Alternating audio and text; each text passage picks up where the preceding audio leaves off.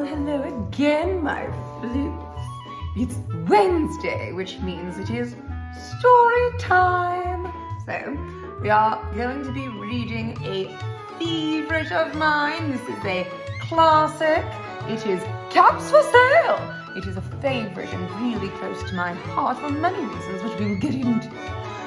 Okay, but we will begin as we always do with the general acknowledgement that it is hard to be a baby and a grown-up and a woman and a creature. And that is why a floof is a creature with many needs, because we are all suffering. And moving into the story, which was written and illustrated by yours truly. La-di-da, la-di-da, and beautiful end page art. I might be biased, but so be it. Here we go. Floppy and bald, drooling and toothless, trying to move, but my core is useless. It's so hard to be a baby. Wah, wah, wah. Trapped in a high chair, caged in a crib. I'm feeling strangled by this bib. It's so hard to be a baby. You know what's coming. Other way, other way. It's a wah, wah, wah. Oh, the world is a big and scary place. So much to see and touch and taste. What is this green stuff on the ground? Will I ever get this right? Oh, this is our green stuff on the ground. Who just made that scary sound? I think it was me. And so we cry, wah, wah, wah. So, there, baby, you are safe. The world is big but fascinates. Take it from me, I was once a floof, scared of strangers and hard to soothe.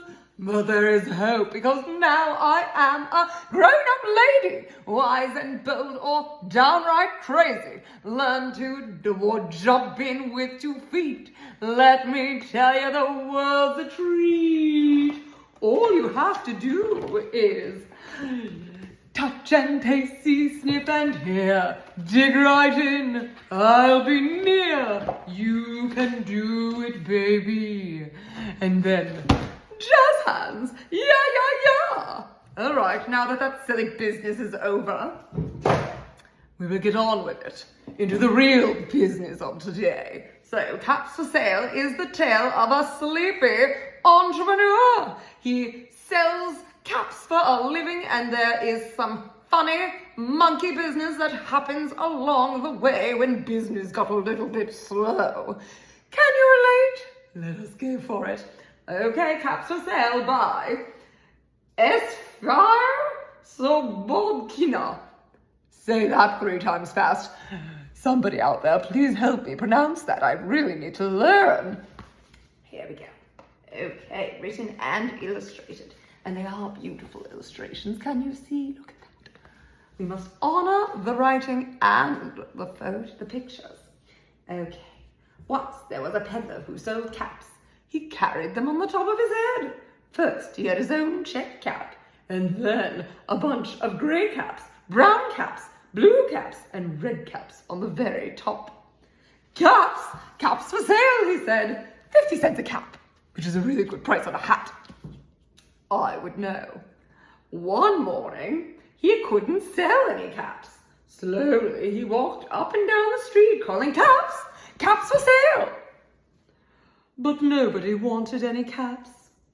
I think I'll go for a walk in the country, he said, which is not a bad idea when you have to clear your head on a slow business day. He walked for a long time until he came to a great big tree. That's a nice place for a rest, he thought. So he went to sleep.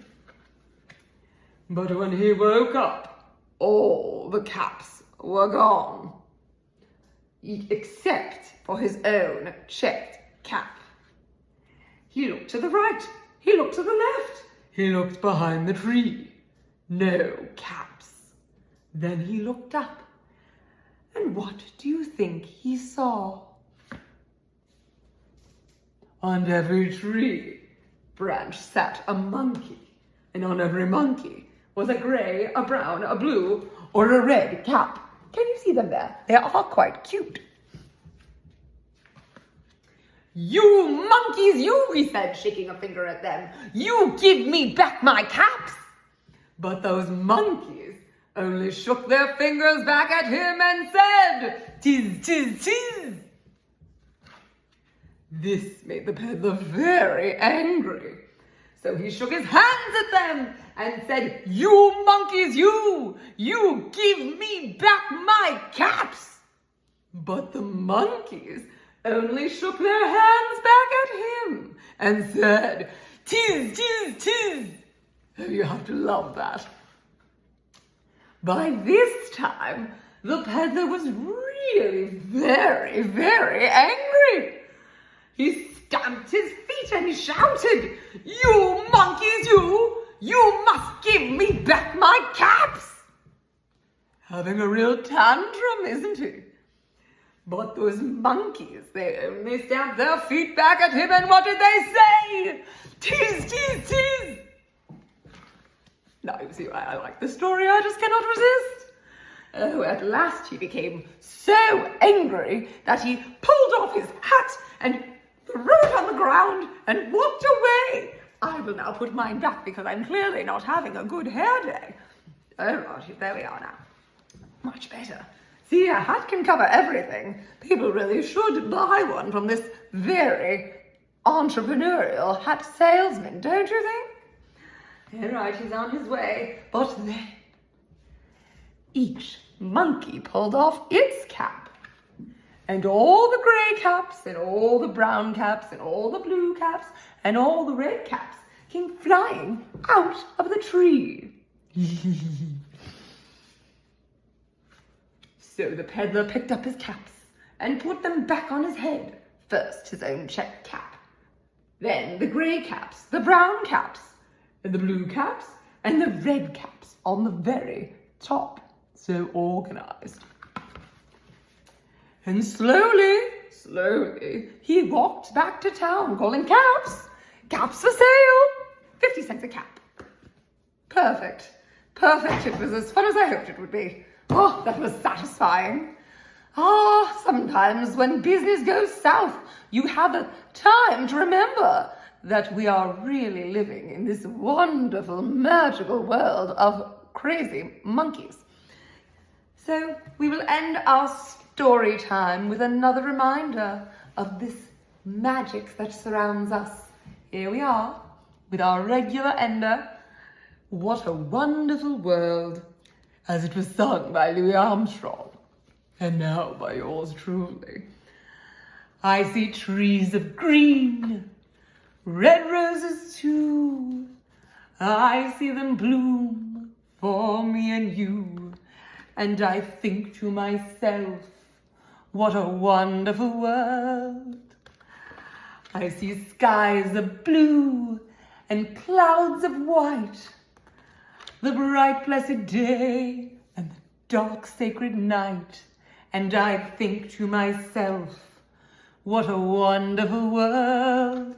Oh, the colors of the rainbow, so pretty in the sky, are also on the faces of people going by. I see friends shaking hands, saying, "How do you do?"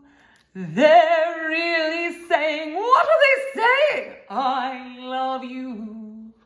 I hear babies cry. I watch them grow. They'll learn much more than I'll ever know. And I think to myself, what a wonderful world. Well, I think to myself, what a wonderful world. Alrighty then, I've got to go, but I do hope you come back again. Good night.